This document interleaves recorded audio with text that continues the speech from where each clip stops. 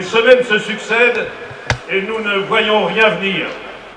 Alors que la ministre de la Culture a annoncé dans la presse la mise en place de 2 concerts tests en mars-avril à Paris et Marseille, les perspectives d'une réouverture et d'une reprise de l'activité pour nos secteurs demeurent encore très incertaines.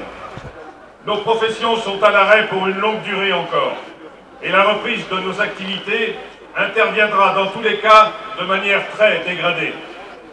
Les dernières annonces sur les festivals le démontrent. Forme réduite, programmation réduite. La question que toutes les travailleuses et tous les travailleurs de nos secteurs se posent est de savoir comment tenir jusqu'au retour à la normale de nos activités. Partout et depuis plusieurs semaines, les professionnels du spectacle, qu'ils soient artistes, autrices, auteurs, techniciens ou personnel technique et administratif ou d'accueil, les enseignantes artistiques se mobilisent et multiplient les rassemblements et les actions sur le territoire pour faire entendre leur voix. Le gouvernement, lui, refuse d'entendre nos revendications et ne daigne même pas examiner nos propositions. Les professionnels doivent prendre la mesure de ce qui se joue en ce moment. La profession a besoin en urgence de travailler pour permettre à chacun d'avoir des conditions dignes d'existence et de garantir les droits sociaux. Là encore, le ministère de la Culture nous place dans une impasse en refusant qu'un plan massif pour l'emploi soit mis en œuvre dès aujourd'hui pour financer des répétitions, des résidences de création et toute autre forme de travail encore possible dans la période. Madame Roselyne Bachelot s'est engagée devant les médias à la prolongation d'une nouvelle année blanche pour les intermittentes du spectacle. Pourtant, en coulisses, ce scénario n'est pas privilégié. La ministre de la Culture et la ministre du Travail ont récemment désigné un technocrate afin d'évaluer la situation des intermittents et intermittentes du spectacle après le 31 août 2021, en différenciant, selon les secteurs, les métiers et les dates anniversaires de chacun. Parmi les pistes évoquées, la mission devra donner des réponses ciblées et explorer des solutions comme la clause de rattrapage qui n'assure qu'une prolongation de 6 mois à l'assurance chômage. Une nouvelle année blanche pour tous les intermittents n'est pas du tout garantie par le gouvernement. Une année déjà que nous ne travaillons plus, une année que nous ne cotisons plus, avec des conséquences catastrophiques pour nos retraites, pour l'accès à la sécurité sociale, maternité, maladie, etc.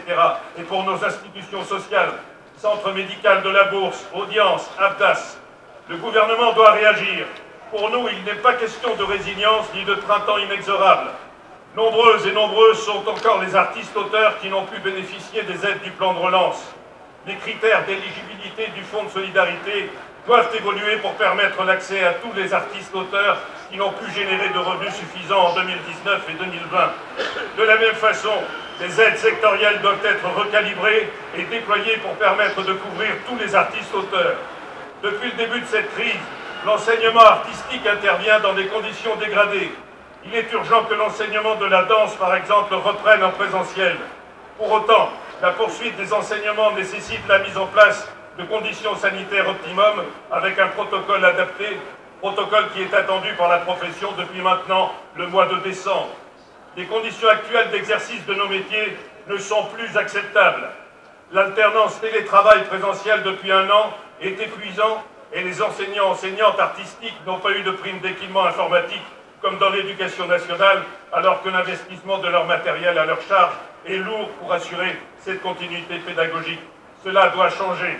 Les professionnels du spectacle, artistes, autrices et auteurs, les artistes et techniciennes du spectacle, les personnels administratifs et d'accueil du spectacle vivant, les enseignantes artistiques vont se lever et ensemble, grâce à notre mobilisation, nous gagnerons.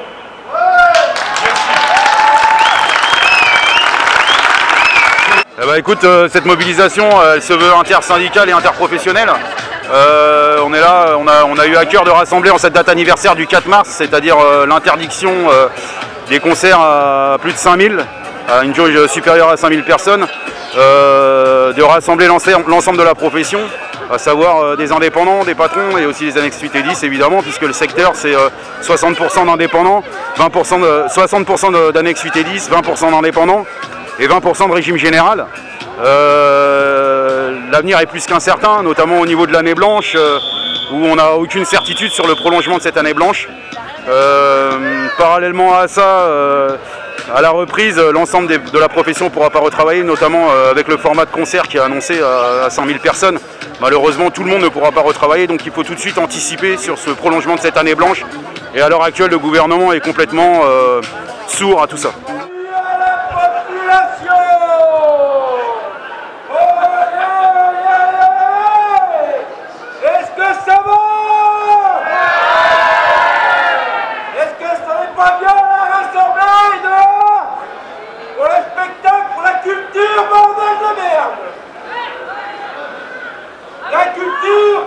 Olive disait, c'est comme le parachute, le son, quand on n'en a pas, on s'écrase.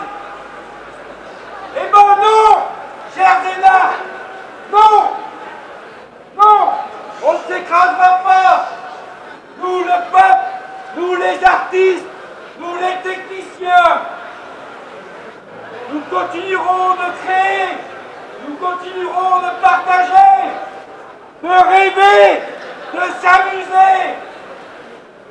Vive l'expression, vive la culture, vive la création libérée.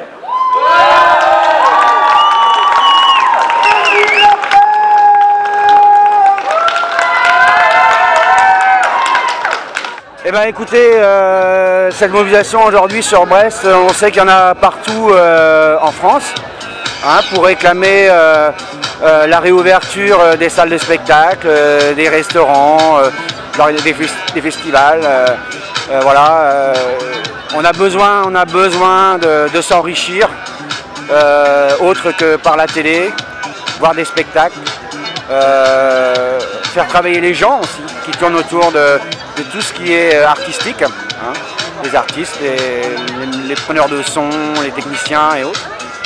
Donc voilà, je crois que c'est important de faire vivre chaque ville, chaque bourgade. On a besoin de ça, on a besoin de... Sinon c'est la mort. Non seulement dans le travail, mais aussi dans le rêve. Dans le rêve, l'humain qui ne rêve pas, il meurt. Ça a été prouvé. Et qu'est-ce qui nous fait rêver? C'est ce qu'on croise, c'est ce qu'on entend, c'est ce qu'on voit, c'est ce qu'on partage.